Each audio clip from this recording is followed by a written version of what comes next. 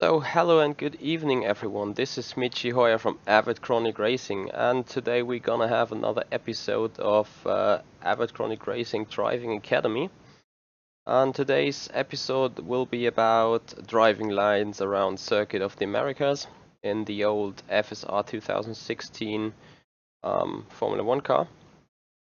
You know, we'll say, how outdated am I? Because Circuit of the America, we already had the Formula 1 race there the past week, and driving the FSR 2016 car. Well, here's the reason why. The FSR 2016 car is a classic V6 from nowadays Formula 1.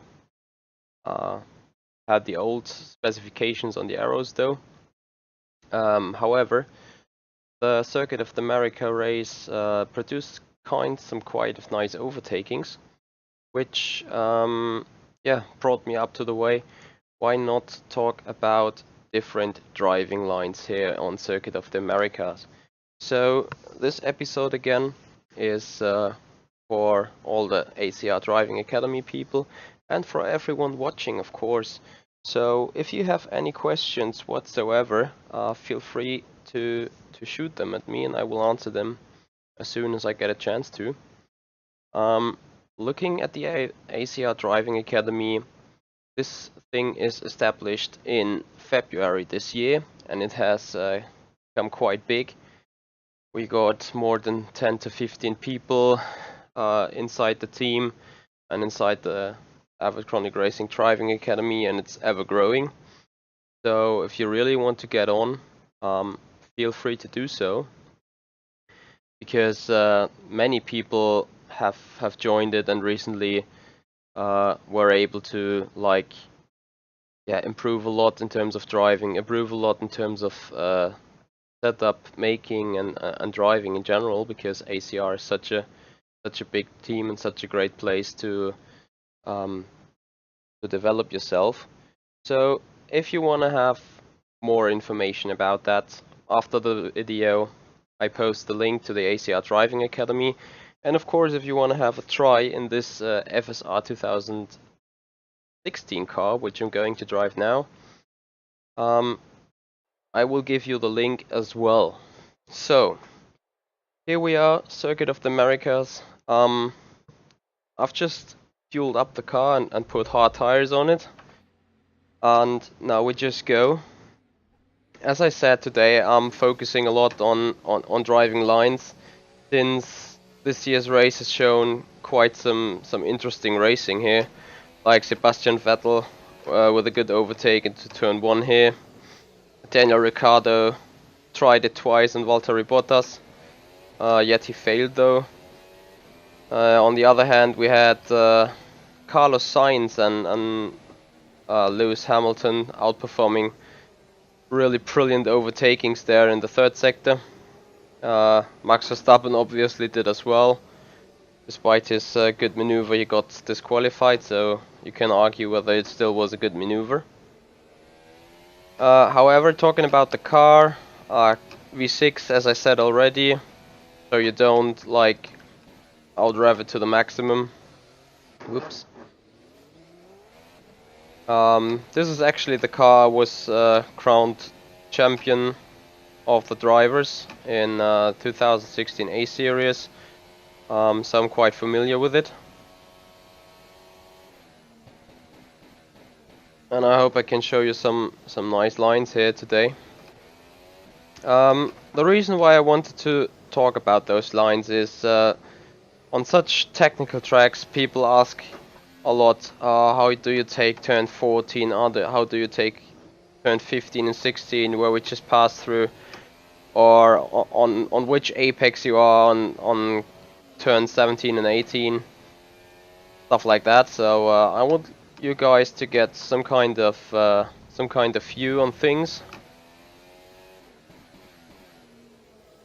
So I've just picked a track, which is a phenomenal track. I really like it, and obviously I picked this car.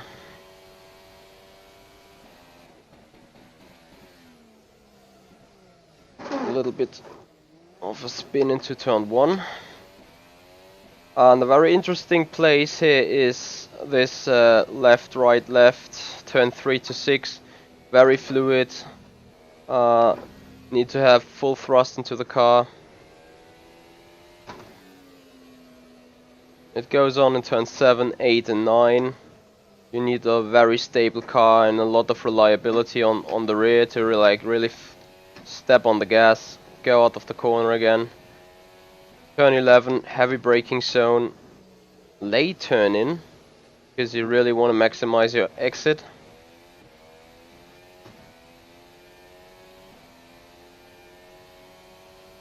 And then we go down the back straight, approaching turn 12. Again, late heavy braking zone, perfect spot for overtaking. And now comes the fluid technical part of the track.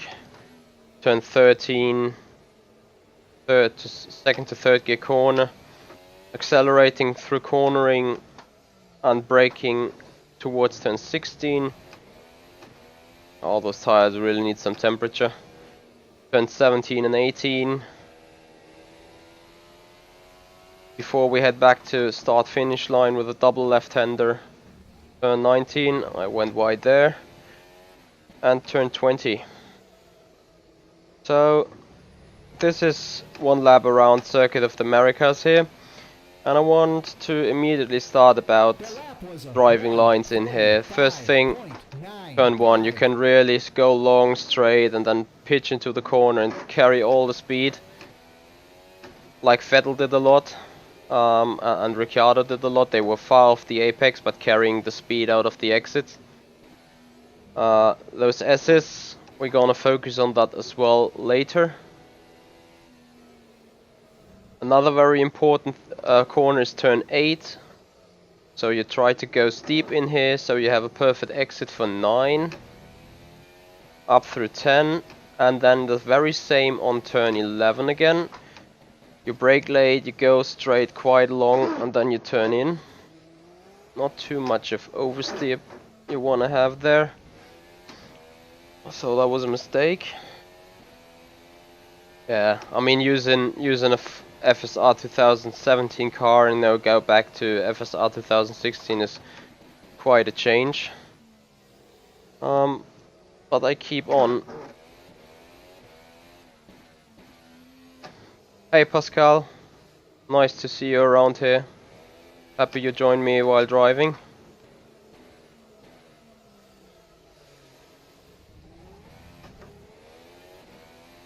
Right, so we're gonna refocus on the first corner again. I haven't hit it perfectly, so I'm just gonna redo it.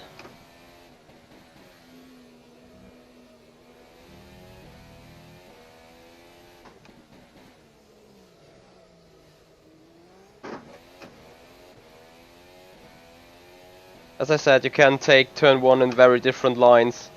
One thing I can show you again is brake late, go wide to the exit, to the entry, and then pitch into the corner and carry out the speed through turn 2. Next thing we're gonna focus again is turn 8. Currently driving through 5 and 6. The left-hander is 7, the upcoming, and then turn 8 where you want to go from the very outside to pitch to the inside to get a perfect run through 9 and carry all the speed while going flat out through 10.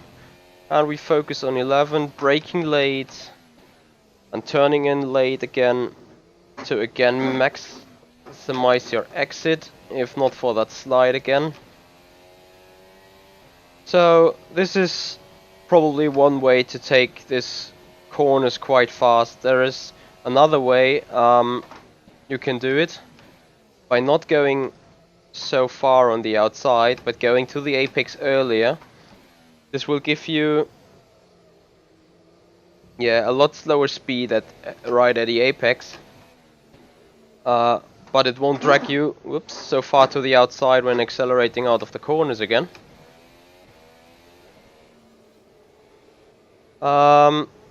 So backed, I hope I've spelled your name right. You can get those FSR tracks on the official FSR forum, which is www.formula-simracing.net,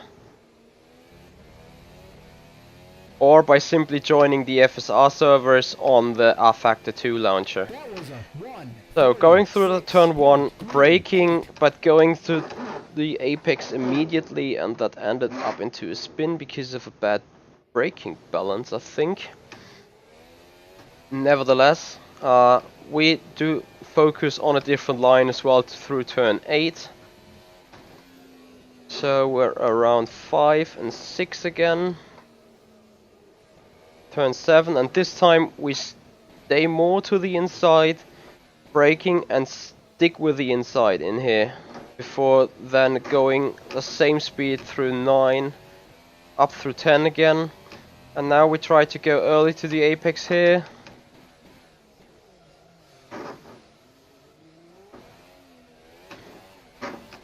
Oh, this car is very narrow on the rear side. But I hope you have seen some little difference between going from the outside to the inside, or like braking like Bottas did, or dive bombing like Ricciardo did twice, just to set up the car for the apex, hit the brakes, and then slow down on the apex and get a decent exit.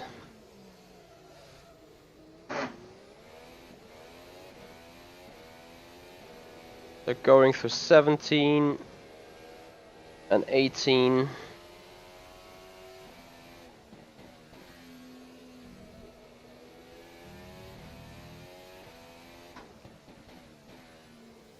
Once again, for turn 1, we try to still brake late, but go through the apex quite early.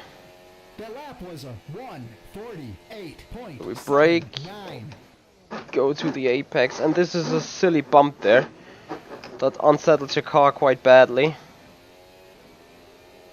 So for this corner, probably staying to the outside is the better way to do on this version of Circuit of the Americas. Again, for turn 8, we go a little bit faster through 7 and stay to the very inside here at 8. Out accelerating out of the corner. Approach turn 11, brakes, and we already go to the apex.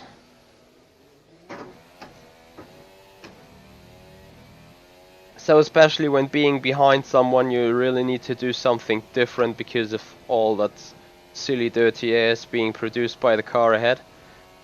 So I would like to give you some ideas of what to do when there is a car ahead. Hey GoVent, thanks for watching. Nice that you are around too here.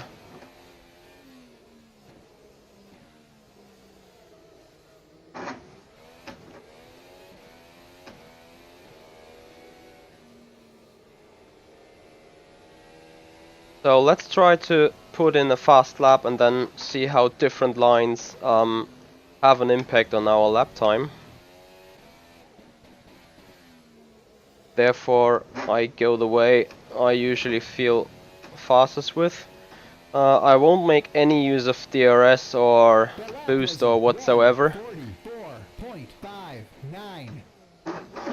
Whoops, that was not the fastest way. This car is really a beast on the brakes. So I take it around a lap another time.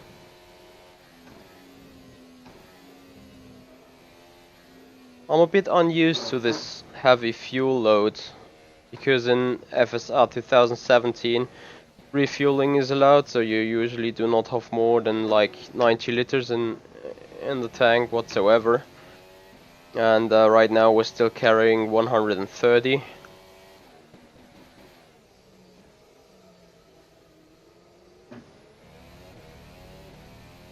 This car is very understeery though.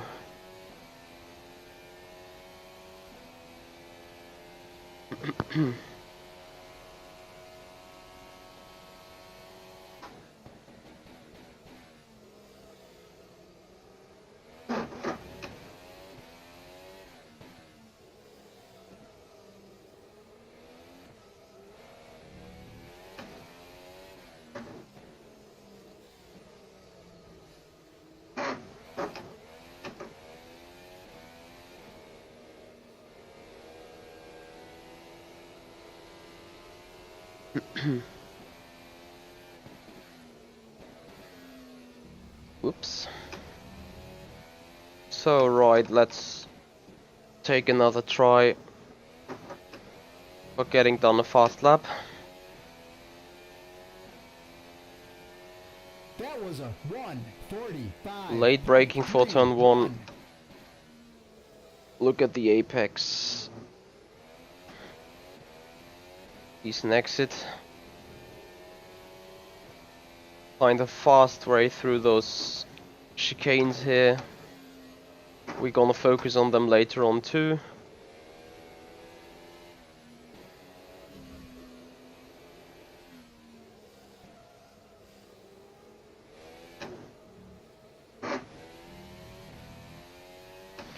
Going through 10, approaching 11.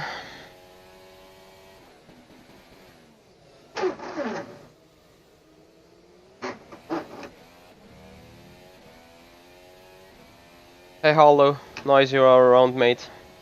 Thanks for watching.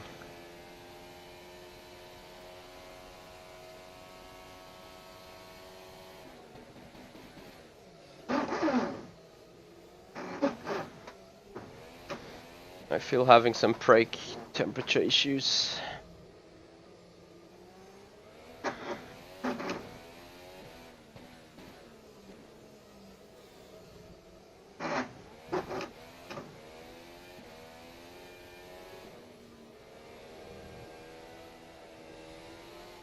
Oops. Turn 19 and 20 to the end of the lap. Oh, a bit hard on the apex there. And we finish the lap doing a 1:44.1. 1:44.17. So immediately we try to take different lines and fail on turn 1 again. Yet despite turn 1 is being ruined, we can still focus on other things like comparing our line in turn 8. Right now going through 6, left-hander is 7, then comes turn 8, which is a little more from the outside. Pinch in, go quick through 9, and then you can see on the top bar that we made up some time just by the exit of 8. So probably we found a faster line there. And we lost everything through turn 11 again. Looking at turn 12, heavy braking zone, and we steer a little bit earlier to the apex this time. Hit it quite good, and we made up some time. We focus on turn 13 to 16 later on as well.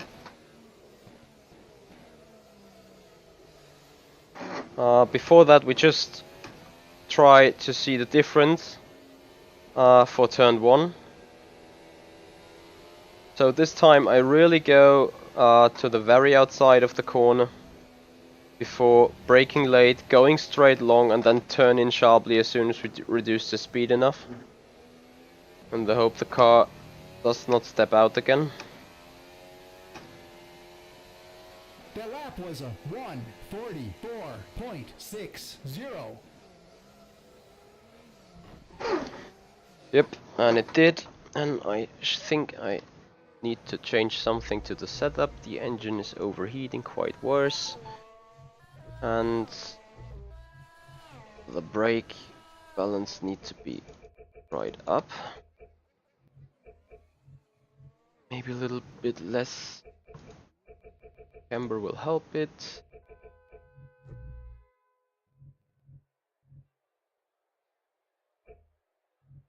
And packers. Stiffen the front ARBs a little bit. Right, furthermore, we take down the third spring.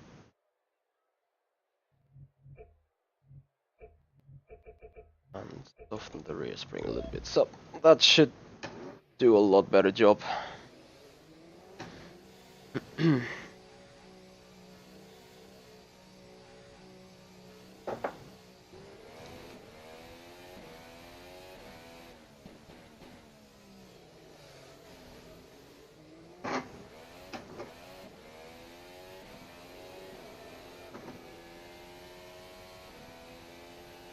maybe a little bit more twitchy while driving the car itself. But that's a lot better than just snapping on the brakes.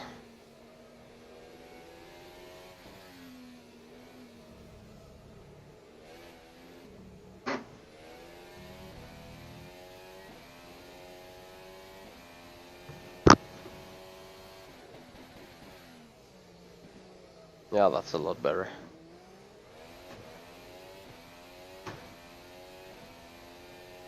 And I can see a very special guest on that list, which is Sean Cole, also known as the Simpit.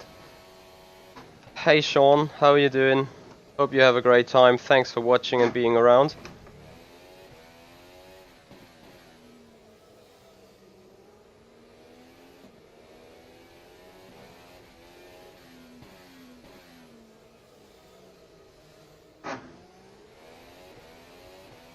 That's very kindly of you. What are you driving today? Still got some shows in the pipeline? Something on the schedule? Whoops. And as I just said, the setup changes made the car a lot more difficult to steer while driving. Yeah, that just surprised me with a nice oversteer at the exit of 18. But we try again to go straight quite a lot and turn in late for turn 1.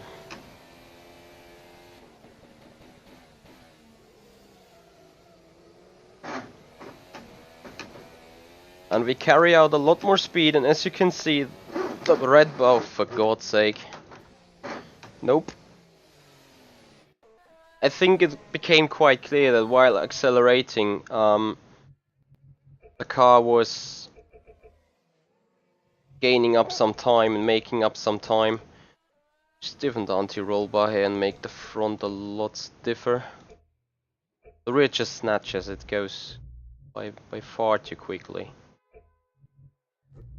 Let me just fix that stuff. Spring rate, okay. Stiffen that again. That.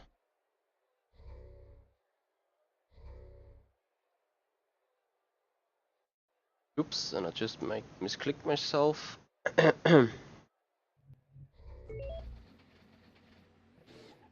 So Sean, since you were going back and forward between GT Sport and the Forza, give me your personal opinion on both games, please.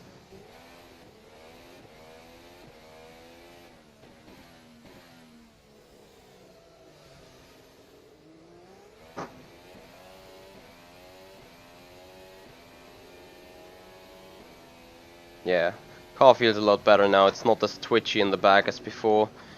I still hope the braking is fixed. But usually I just stiffen the entire suspension a little bit so there is no snatch coming up.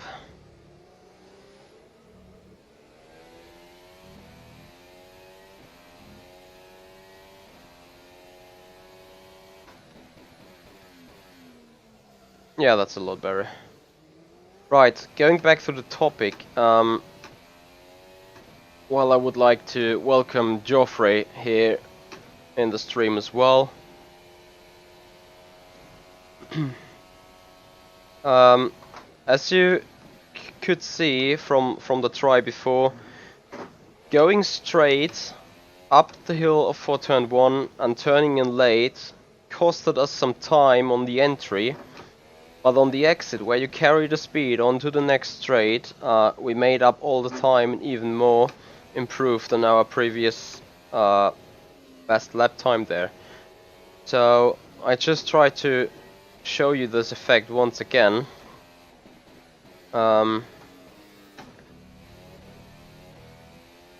Since I'm a little bit more used to the car. Once again, I brake late and go straight up the hill and turn in quite late as soon as the braking is finished.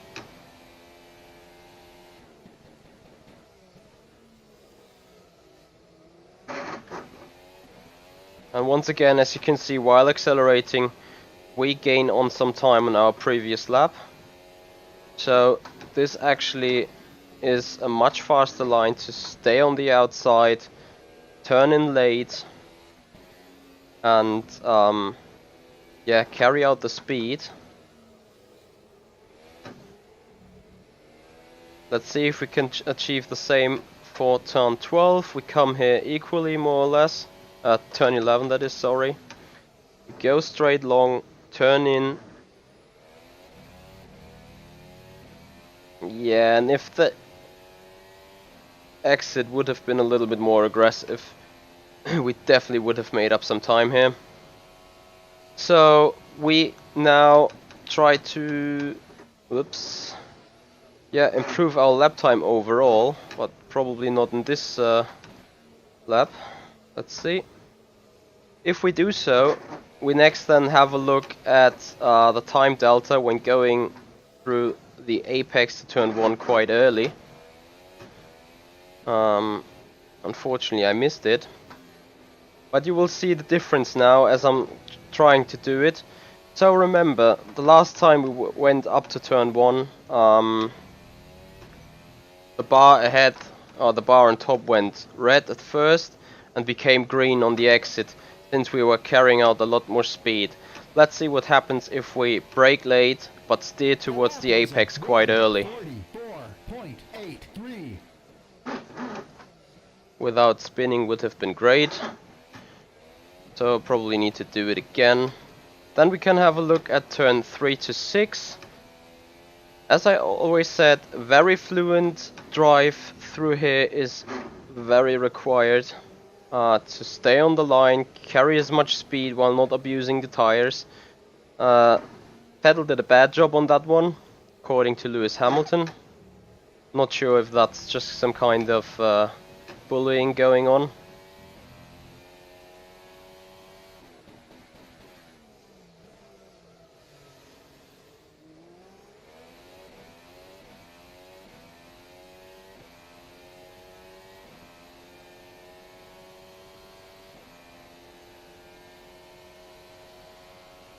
That's very interesting evidence you say there, Sean. How would you rate it compared like to Project Cars 2? Especially the GT Sport thing. And I do have another special guest here in my channel right now, Mr. Martin Stefanko from the Czech Republic, and he is the winner of this year's Virtual GP series. Very, very well job done. Congratulations on an astonishing like last corner finish. He just claimed victory and the title on the back straight of Suzuka. So going through turn 1, braking late, going early to the apex, part 2, and you can see the bar this time is green and turns red as soon as we turn around. So as you can see, probably staying on the outside for longer, compromising your entry, is a lot faster because the exit is so much more harming in terms of lap timing. We just try the same, confirming it for turn 11. We approach with 0.36 in the reds. We go to the apex early, and we are still a little faster, but we lose all of the momentum throughout the straight. And as you can see, the red bars keeps climbing to 0.38. So we just lost marginal time, but we lost it. So in both cases, going from the outside and turning late on a corner that opens itself very much on the apex is the faster way to go around.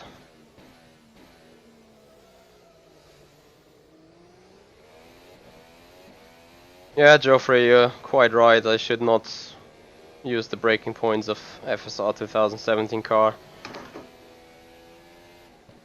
Despite the fact I tried to brake a lot earlier. Right, focusing now on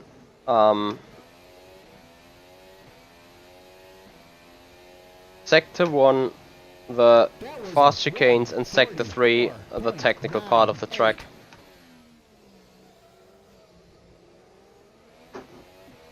So very important you get a good run through 2 and set your car up for turn 3, not like that. and then like swing the weight from left to right while not using it, so it requires a very stable car in terms of suspension.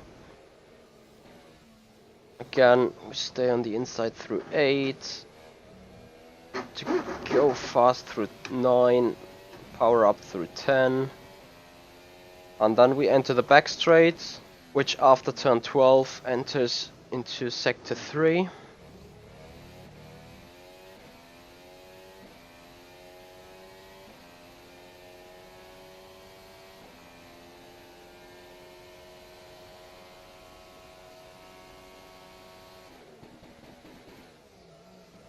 So, very important here, turn 13, stay on the outside, hit that inside curb, stay in the middle of the track, hit the inside curb of 14, stay in the middle for 15, before you then turn in steeply for the apex of 16.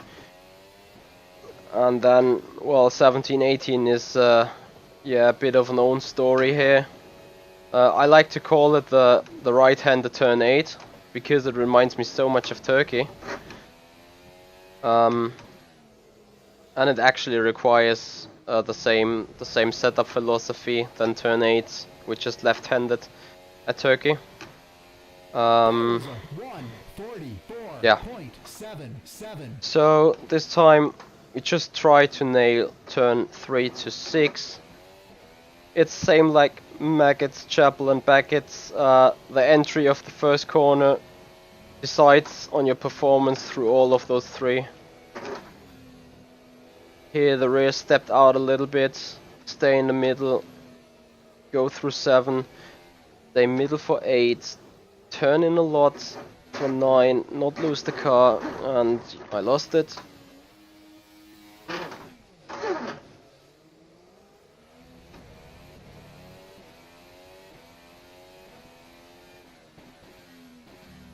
Oh yeah, Sean, it's a bit of an old story. But you know, it's like one of those high quality old cars, like you see some old Volkswagen Beetles or Volkswagen Käfer. They're literally 30 years old, but never broke down. So about the G25, it's 7 years old meanwhile, I think. Or even elder, I don't know. I think it's 6 or 7 years. Despite some minor fixing it needed in between 2 years ago, it hasn't let me down whatsoever. So yeah, never change a running system.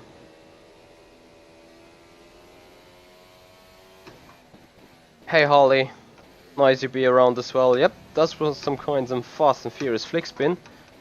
Can be quite effective if done right. Right, so again, focusing on turn 3 to 6.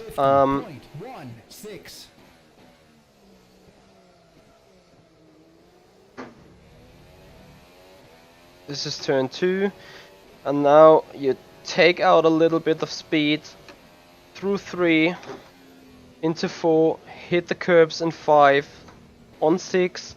Go a little bit wide, turn again in for the second apex, then hit turn 7 before going even slower in turn 8.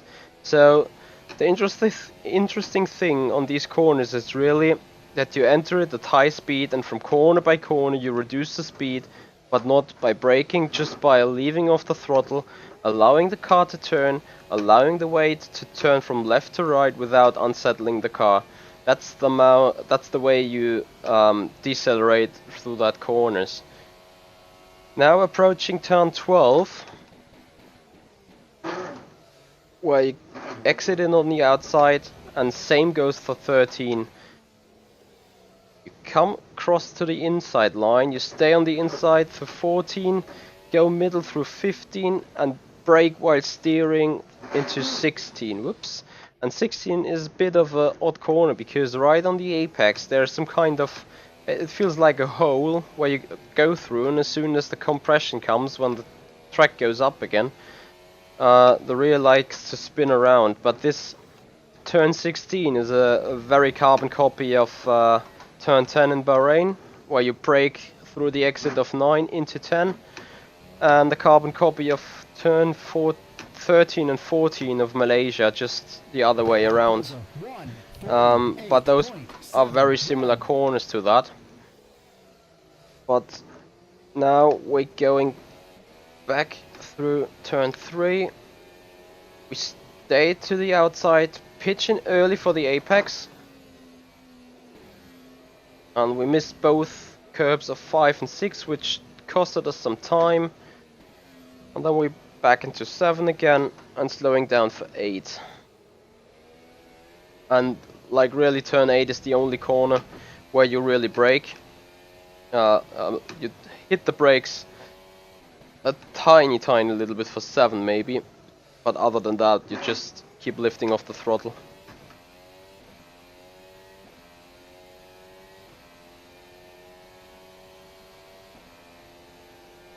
So what I'm going to show now, or to do now, is like you now have to imagine that you are following a different car and you want to overtake this car.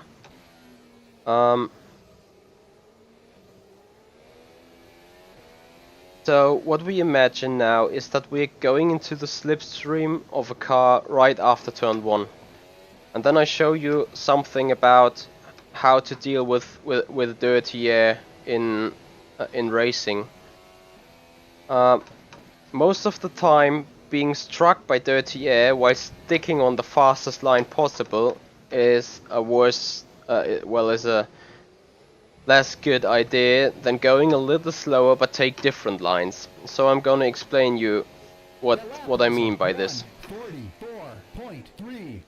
So I exit the turn 1 and now I got someone on my front. I can still take turn 2 flat out, but now I just try to dump my line through 3, 4 and 5. That means taking very different approaches, take the apexes very late, so you take a very different line, so you just run into clean air. That means going slower through 7, more to the outside through 8, pitching in on the inside, same for turn 9.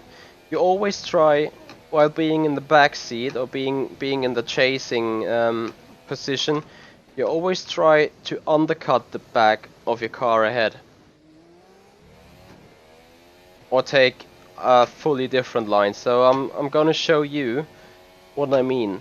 Now just imagine we try to overtake someone around 12, but obviously 12 is a left hand corner, so the guy in the inside needs to be some space given. We're still side by side, so we need to stay on the inside in here and give some space to the left hand side, stay on the outside, and obviously that would be a full of respect line, giving each other room, let each other live, not pushing each other from the track. But to be fair, such kind of scenery on this track is very rarely seen. So I once again show you the line through turn 3 to turn 8 you could take while being in the back of someone's gearbox.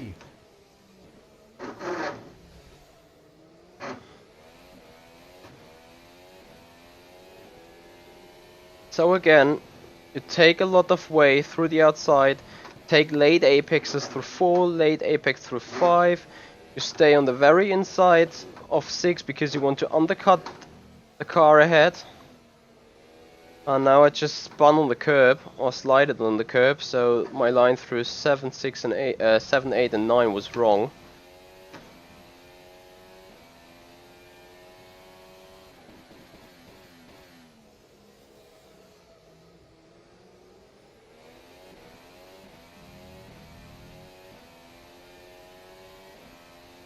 Yeah, and I saw Martin Stefanko saying something about performances,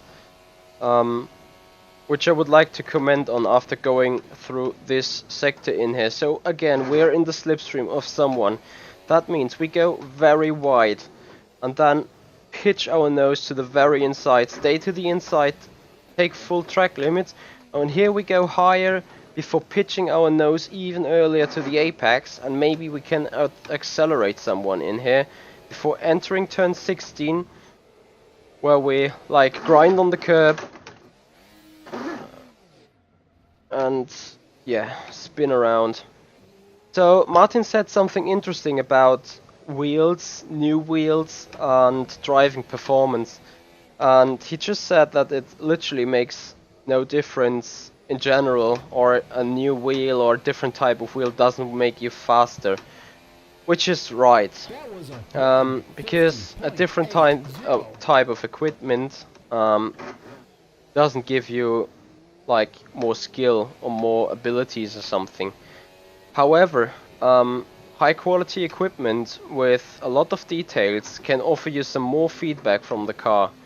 And if your skill is there, and if your ability is there to make use of this detail, you will be able to feel the car even more, and feel the behavior of the car even more, understand the car and tires even more.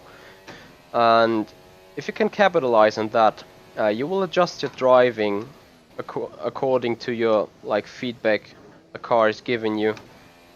And if you do this by natural, you will either get more consistent, become more consistent, or become even faster than you already are. So, new equipment can give you some benefit, however it not necessarily needs to. Yeah, having said so, I mean, I'm still in G25, surely high quality in terms of like gaming, and high quality 6 or 7 years ago, but meanwhile it's yeah, it's more a gaming or a starter wheel rather than a high professional simulation rig. Yeah, Martin is quite right. You either have a G25, you don't have one, and if you don't have one, you probably got some Fanatec stuff and Thrustmasters or Botna or whatever. Right, so last time we tried to simulate being behind someone in the slipstream. We go far to the outside, pitch in late, oops, a little cut, hit late apex on 5, hit late apex on 6, stay to the very inside, and in this section you go very slow so you can stay to the inside. Here the dirty air effect is not as bad because very slow corners. Before going to the back straight. And now I can show you what you can do if you got someone, some battling going on. So what you want to do is, if you are here on the outside, you brake just a little bit earlier to try a switchback here. Stay on the inside line. Car's still there, so you stay outside. Try the switchback right here. Same again here through 15 and 16. You stay long on the outside, do a switchback, and try to overtake on the acceleration to 17 and 18, where you probably don't want to be on the outside. Right, so there's one last corner to really cover while being in the slipstream, which is turn 17 and 18. That was a 1:45.56. Alright, Sean, thank you very much as well for being around. I will come over to you later as soon as you're on. When are you on? Like 30 minutes from now? Just leave me a message or something and I will have a look.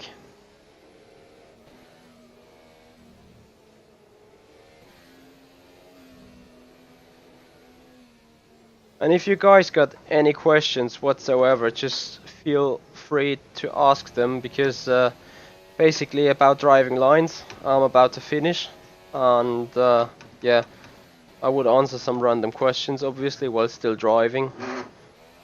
So if you guys want to know anything in particular, just let me know. But before that, for the very last time, we're inside a slipstream of another car.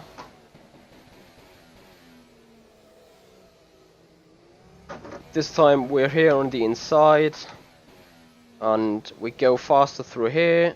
This time the guy behind is switching back on us, so we stay on the inside to defend.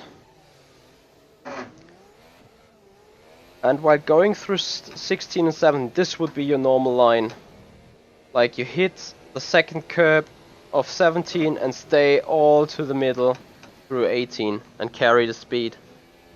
And the next time around I would show you just another like example of how to be around that corner in dirty air. And you really have to keep in mind that when going through that corner in dirty air, if you're struck by dirty air completely, like being in the full slipstream and in the full dirty air of the car ahead, you really have to like slow down 50 to 60 kph in order to still stay on track. And you will lose all your speed and all your momentum through 17 and 18, and the car ahead is able to like pull a gap of 5 to 6/10 or something between you and him.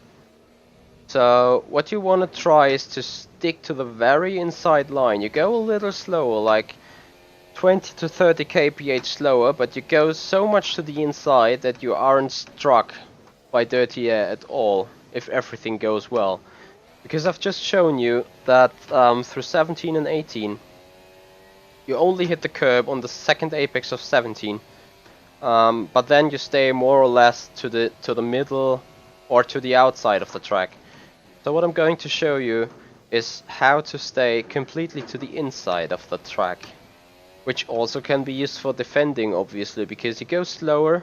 If someone tries the same thing I'm gonna show you, you will just give him a bad dirty air at the very same line. So what you do is you go a lot slower, stay on that inside line, and despite slipping around, you carry not as much speed, but even still more speed rather than being forced to brake because of dirty air. So that was it about driving style or about driving lines here around Circuit of the America. Obviously you can try very different approaches to all those type of corners according to the situation. Yeah, so I mean, Circuit of the America definitely is one of my most favorite tracks because it's so fluidly. The sector 1 here is like cornering all the time, but you need to make it so smooth and so precise to not abuse the tires, but still do not lose any time whatsoever. So that's a real challenge here. So I just go to the box and take some fresh tires before putting in some laps.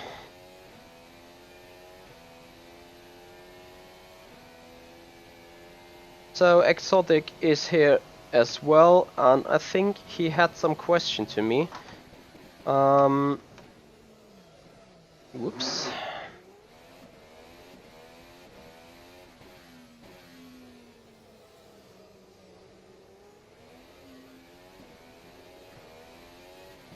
So that's yeah. Basically, I can afford a new wheel, obviously. Otherwise, I couldn't afford a Mercedes outside the front door. But sometimes in life you have to set priorities, which was after a car crash or something in the beginning of the year. I was like forced to get myself a new car, and the Mercedes I just got was super cheap, despite all the equipment it got.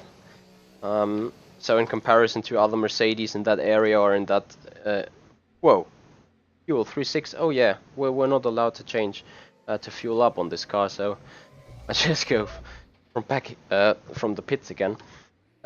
Yeah, this Mercedes as it stands was a few €1,000 cheaper than the very same Mercedes from a different trader.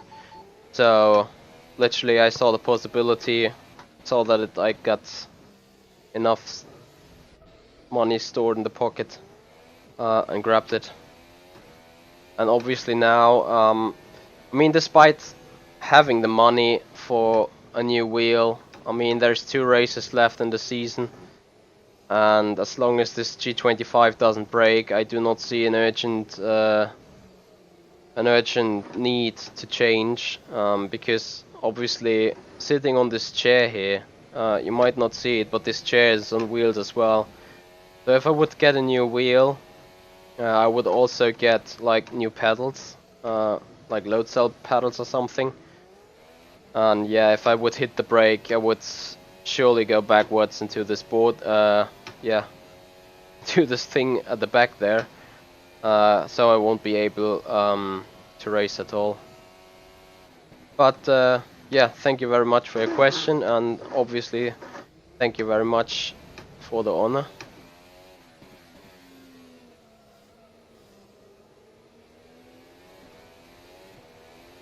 So I just try to maximize my lap time now with all those lines I just explored for you, being the quickest.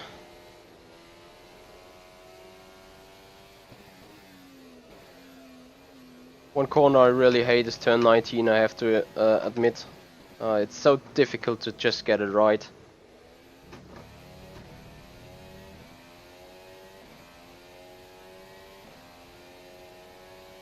Yes, exotic. I'm definitely thinking about upgrading. Like I'm thinking about it for months now. But as I said, I just took different priorities. And obviously, in my job, I not earn that money. Like I can spend a few thousand euros every month. So that's another thing.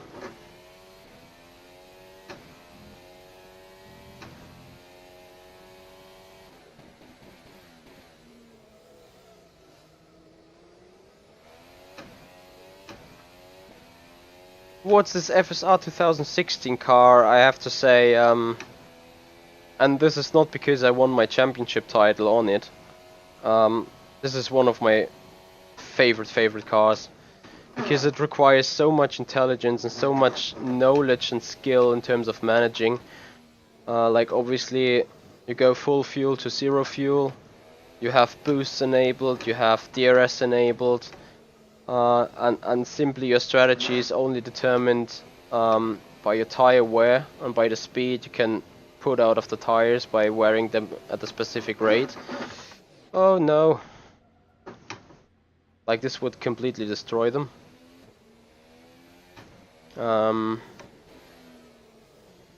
So I have to give it another try, because it was purpled quite a lot, I think.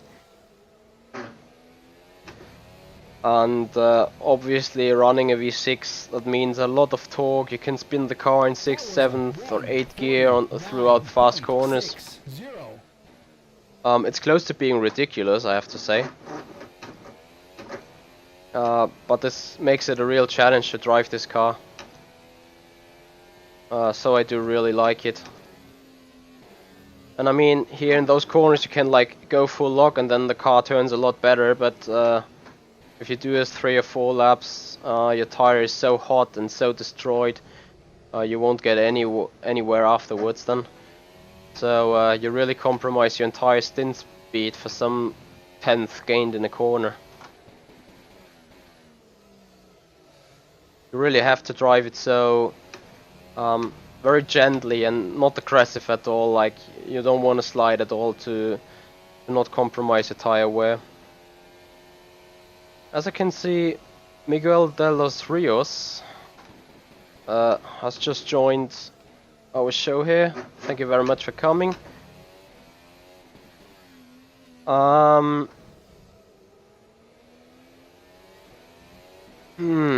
This is a tough question. The question whether the 2016 car is harder to drive than the 2017 car. Let me put it this way. The 2017 car is much easier to drive, or much easier to keep it on the tarmac. However, the challenge on the 2017 car is to drive it beyond the limit, or drive it at the limits, while not overheating and destroying the tires there, and while not making stupid mistakes. That's about the 2017 car. About the 2016 car, the enormous torque which is on the drive is very difficult to manage. Like the 2017 car is much more easier to accelerate out of the corners, whereas the 2018 car, at the 2016 car, has its issues on the torque, definitely. So the setup approach on those cars is very different. That's why they are so understeery. And with all those understeer, you're tempted to like turn the wheel way too much, which destroys the front tires and gives you even more understeer as a return. Like right now you can see that the front is more worn than the rear. So if I go on driving like this, I will end up going nowhere when turning in, because of the high tire usage at the front. Yeah, that's about the difficulties of the 2016 car. So in general, I would say the 2016 car is a lot oh, for God's sake, like that's exactly what I mean. Is a lot more difficult to drive in general than the 2017 car. Going really fast and going to the limit with those cars is, I think, the same difficulty. That lap was a 1:48.9. Yeah, for sure it got less downforce, and also it got less mechanical grip, that's for sure. Shifting through all those gears on the V6 and shifting much more earlier took quite some time back then to get me used to all that. But you need to do it, because otherwise, and you could really feel it on the car. Like if you, I will give you an example on the back straight. Look where I shift through the gears 2 to 4 or 2 to 5, and then I will explain it. So you go into second, go full throttle, and you shift at the second blue LED, because this gives you less power while raising your fuel consumption much higher. Like there is a real imbalance between, like, you get, I don't know, maybe you get even more power, or you get the same of system power, because here power is measured in a combination of torque and horsepower. And if you put those curves, if you take those curves into consideration, you will see one static linear line. So yeah, and about the fuel, so you get like 5 to 10%, 2 to 3% more power, but you burn like 15 to 20% more fuel per lap or something. I will make you an example here. So the upcoming lap, I'm just shifting like this. Second blue LED. So that will give you an idea of what this fuel issue is about then. So we shift early, second blue LED, or even the first sometimes. That will also help the engine cooling on the temps, or temperature.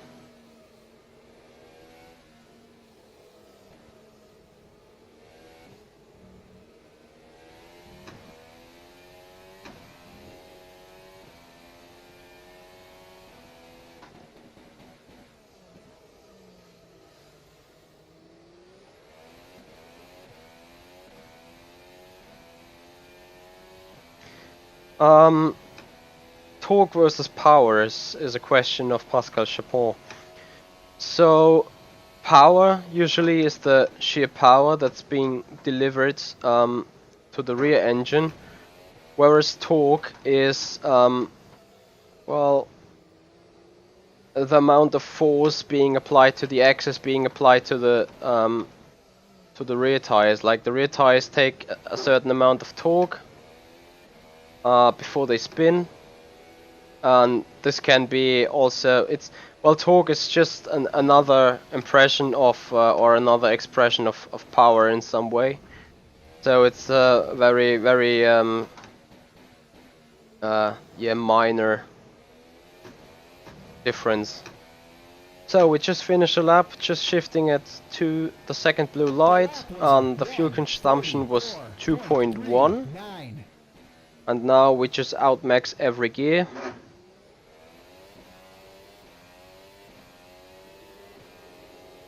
And we did a 144.3.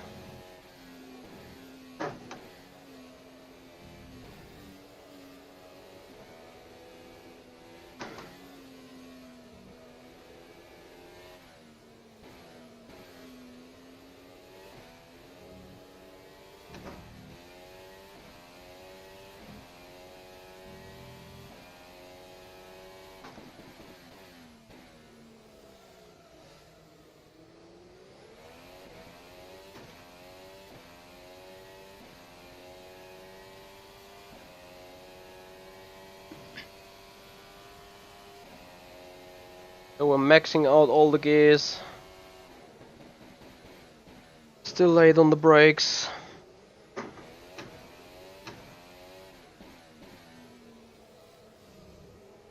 Like this would obviously be the case when going through qualifying.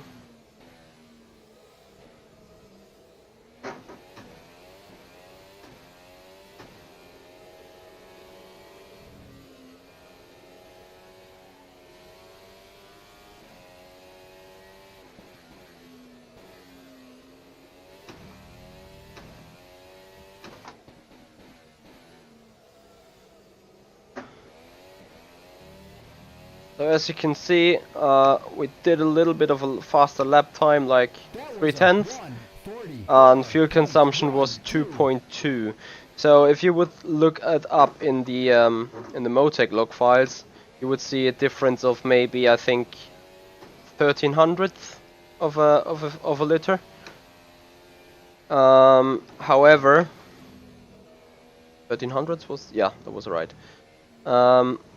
Like you have to see that you need to run like 56 laps. So if you multiply this formula, you need like 6 or 7 additional liters of fuel, which is an equivalent of a time loss of nearly 2 to 3/10. So you know it equals up a little bit, and while carrying more fuel or while needing more fuel. Usually people started with full fuel, whereas they still just needed 120 liters or something rather than 145. But this car here has boost 2, so something like ERS or KERS. In order to make the full race, you were not able to boost as much as with short shifting or shifting at the second blue lights. So hence, oops, you wanna just short shift and lead less fuel, but therefore have a better possibility to use boost and make attacks on enemies or defense. Right, I just tried to beat this lap time for the very last time before ending this session here.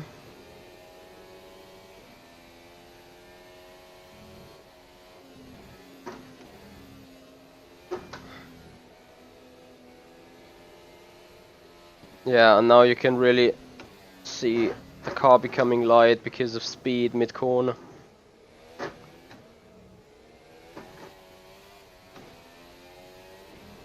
Oh no. Oops. Yeah, I mean, I made a mistake into 5 and 6, and as you can see now with overheating tires, the car balance is even worse. So, yeah. I want to actually have a 42.9. Because I think in the current state of the car and with the right aggressiveness, it's able to do so. Of the guys still watching, you encounter any questions? As I said, I will upload, or I will take the link of download link for the FSR 2017 car into the description of this video, as well as the link towards the ACR Driving Academy. So feel free to join us there. And yeah, if you want, give that car a go and get your own idea on how difficult it is to drive this car compared to the FSR 2017 car, or how difficult it is to drive it in general.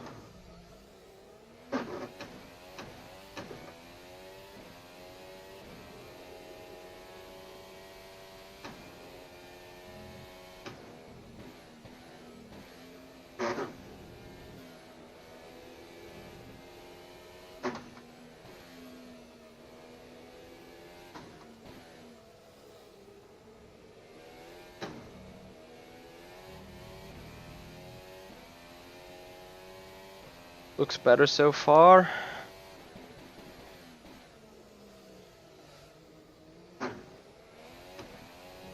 Problem definitely is the tires are not in the best condition, but as you can see, going straight for long, braking hard, turning in late, accelerating early, gets you a lot of time.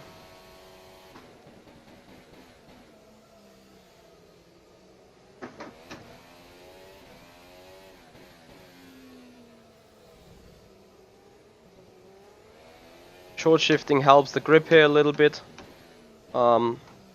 This is also valid for the FSR 2017 car.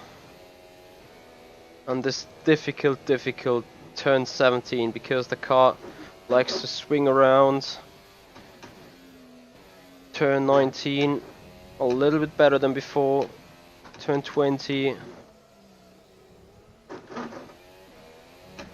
a little bit of a slide, going a little bit wide, but making it a 42.860.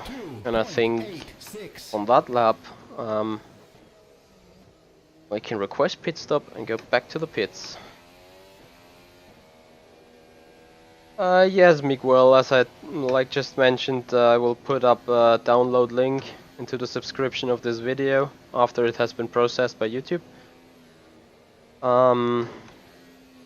And then you guys will definitely be able to give it a try. I think this is gonna be a good car for the Driving Academy. For the winter break, I will give some lessons on this car there, and give some driving assistance or some help if someone wants. So I'm fully open to that, because I think in the near future, V6 cars and their typical behavior is gonna kind of come across through various Formula leagues, so that's why I think it's a good way of practice, or a good car to practice with.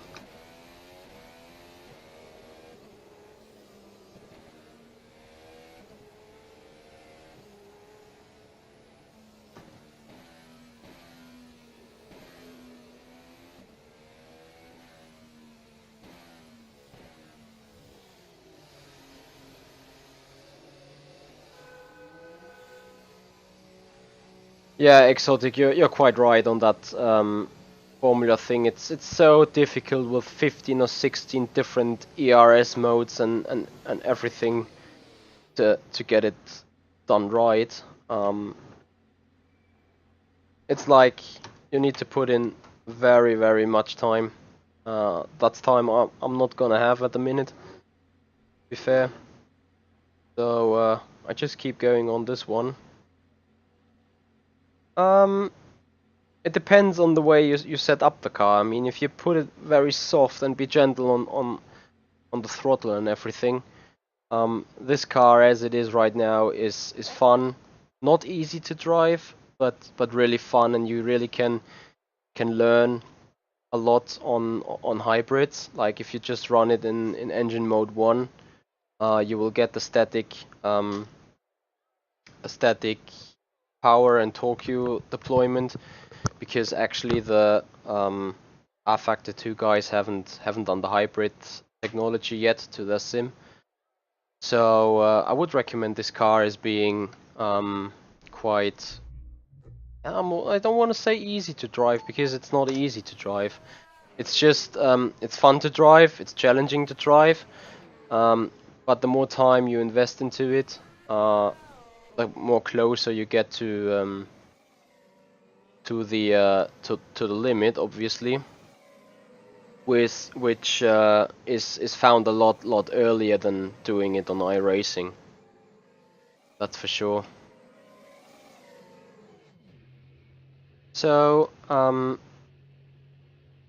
just showing a little more footage of the laps done today. As I said, Circuit of the Americas is a real great track to drive. I mean, this turn 1 here, you see the sheer size of the entry area of turn 1. You can take so many different lines, especially in racing terms. This track offers a lot, because you simply can choose different lines. You can dive bomb people. I don't like to be dive bombed, to be fair. I do not like dive bombing, but on this track, this is a major challenge where to do it not free of risk, obviously, but with that much space and that much time to react. You give each other way more time to react on certain driving, obviously. And yeah, I know with DRS and Boost 2, there is a lot of overtaking and a lot of defending and battling going on with that car. So that definitely is nice. As I said, it's challenging, but it's easier to get to the full limit, or it's easier to get to the maximum rather than with the iRacing car. Yeah, but I have to say the skip barber is not as easy as it might seem, because it likes to snap on the braking quite soon, whereas this likes to snap everywhere a little bit. So this car is definitely harder than the skip barber, I agree. But to me, the skip barber is not too easy of a car to drive. Exactly. Like just like Miguel said, the earlier to start racing with those V6 cars. I mean, racing the V6 cars here on rFactor 2 gives you some vast idea how to race the V6 cars in iRacing as well. I raced this MP4-30 of the McLaren in iRacing already, and yes, it feels a little bit different. That's for sure, I think. It feels a lot more understeery for some reason. And on the wrong ERS mode, it's much more poisonous and much more aggressive on the back. But yeah, I think if you figure out all that in iRacing, it's a nice car to drive, and it's a nice car to race on, actually. Right. As I can see no further questions at this point, I would like to thank everybody for being around. Make sure to support me, to support Avid Chronic Racing on our Facebook side. Feel free to subscribe to my channel if you like seeing stuff like this. I obviously want to try to do it more often, but at the minute private life is so hard, so my schedule just gives me a spot once a week or something. By that, I love doing all those videos, giving all those tips to you guys, and I love to see your dedication and your willingness to know, your willingness to get knowledge, your willingness to learn and to ask questions some people would never think of asking them. So I really appreciate it, and I'm very happy for you that you guys are, yeah, getting rid of your time with me here. I really enjoy that, and I hope you all enjoy and get an advantage from what you're seeing and what you're getting told here. So I only can say ciao for now. Have a nice evening, and thanks Geoffrey for that nice little salutation in the end. Thanks for your honorous words. Thank you everyone for watching. Have a nice evening. I'm sorry, and yeah, good night.